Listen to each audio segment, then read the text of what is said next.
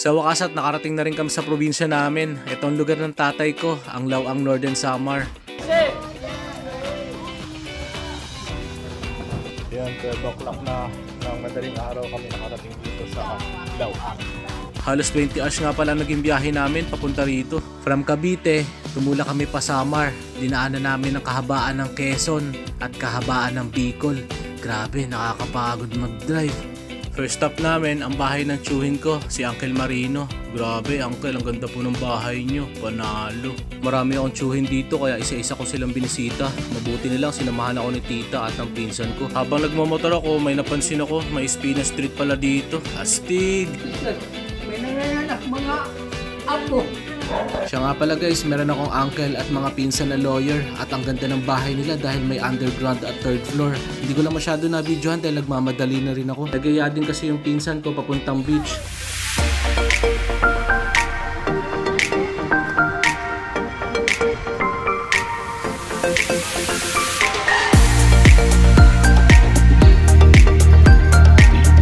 Ang ganda rin dito guys, yun nga lang low tide kaya mabato. Tsaka ang ganda ng buhangin nila oh. Naglakad-lakad lang kami dito saglit at in-explore ang lugar na to. May pinakita din kasi dito yung tsahin ko na magandang spot para mag-swimming.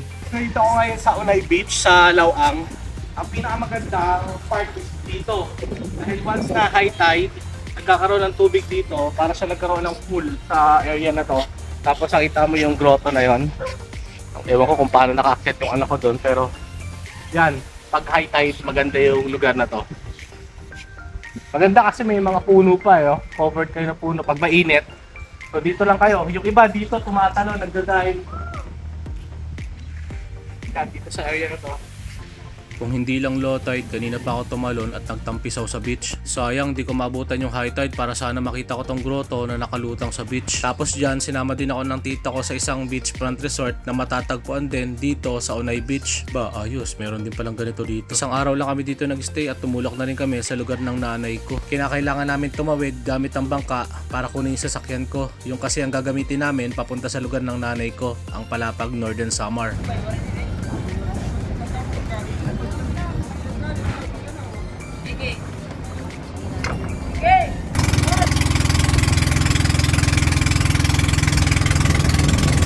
Bale 40 minutes nga pala magiging biyahe namin from Rawis to Palapag. Kailangan makarating kami kasi kami nalang hinihintay. 90th birthday kasi ng lola ko at sakto naman nakaabot kami sa program. At heto na nga, naglalakad ng tiyuhin at mga tsahin ko kasama ang maganda kong nanay para sa opening. Mama Virgie, Tita Lucy, Auntie Vicky, and Tita Penny.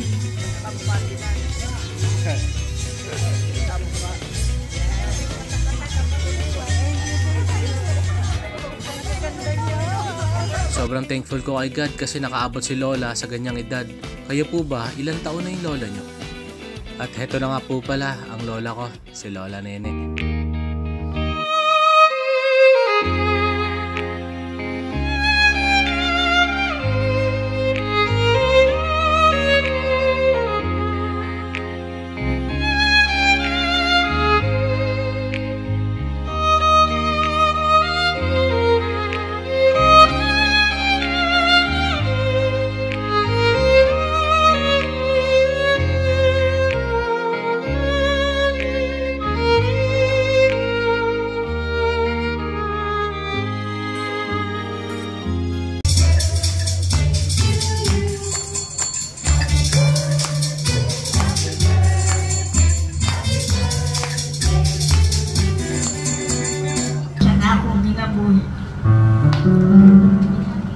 Pinaiting kanta ang akong sa iyo kong pasalamat.